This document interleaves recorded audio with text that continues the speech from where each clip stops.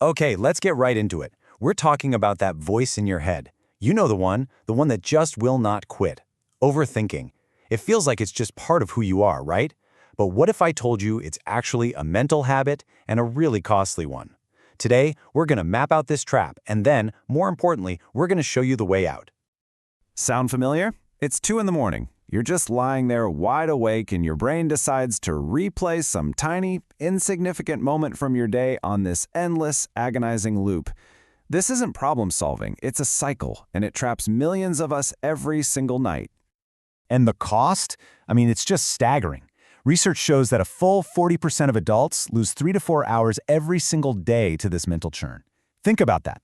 That's practically a part-time job's worth of time and energy, all poured into thoughts that lead absolutely nowhere.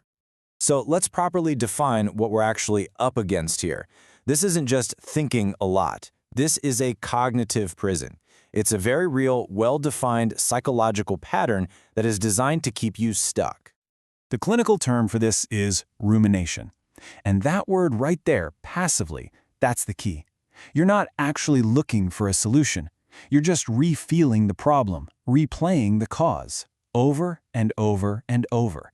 It's like your brain is just spinning its wheels in the mud, digging the rut deeper and deeper.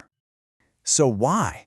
Why does our brain, this incredible, powerful tool, get hijacked by these repetitive loops? Well, the science behind it is actually pretty fascinating, and it helps to understand what's going on under the hood. First, we've got to understand the difference here. Productive thinking is all about moving forward. It's looking for a solution. It builds clarity. Rumination, though, that's the total opposite. It's stuck in the past, just passively replaying emotions, and all it does is fuel more anxiety. So, who's the main culprit in the brain? Well, meet the default mode network, or the DMN. You can think of it as what your brain does when you're just chilling out, not focused on anything. For most people, it just idles quietly. But for overthinkers, this network becomes a supercharged engine for rumination. And when you look at the brain scans, the difference is wild.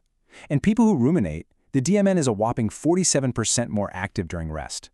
It's like your brain's autoplay feature has glitched out and permanently stuck on a playlist of your greatest worries and regrets. So what kicks this engine into high gear? Well, a really common one is perfectionism. That deep-seated belief that if it's not perfect, it's a total failure. This is the fuel for the most common pattern of all, the what-if trap, where your mind just spirals out, imagining every possible worst-case scenario. But here's the reality check. A landmark study found that a full 85% of the things we anxiously worry about never actually happen. Let that sink in. The overwhelming majority of energy we spend in that what-if spiral is for things that will only ever exist in our own minds. Okay, we have mapped out the prison. We understand the locks. Now, let's talk about the escape plan. And this isn't about wishing the thoughts away. It's about a simple, actionable protocol you can use to systematically break the cycle. And here it is. 3 simple, really memorable steps. First, you spot the loop. Second, you interrupt the cycle. And third, you reframe the thought. Spot, interrupt, reframe. That's it. That's your entire toolkit. Step 1 is all about awareness. The second you catch yourself replaying that same thought for the 10th time, you just label it. You mentally step back and say, okay, this is rumination. That simple act of labeling creates distance. It's a powerful reminder that a thought is just a thought. It's not the objective truth.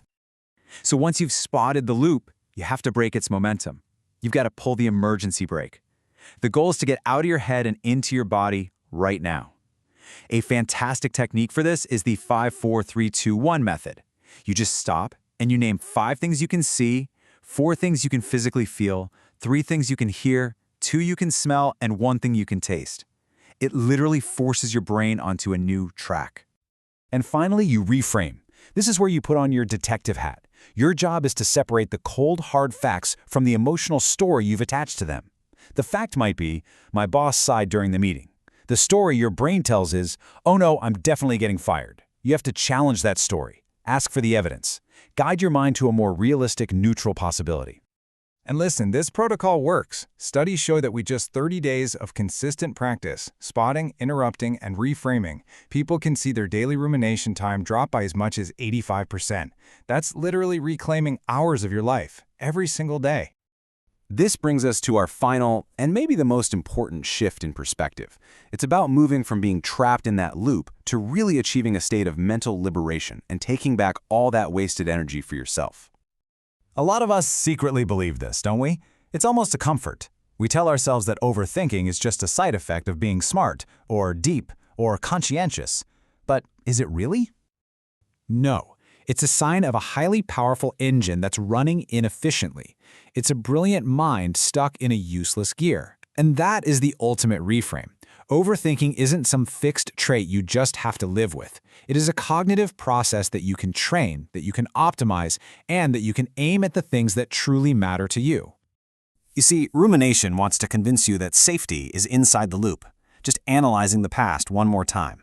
But everything you actually want, the growth, the connection, the peace, it's all happening right now, outside of your head. You have the map now. You have the keys. Life's outside. It's time to spring the trap.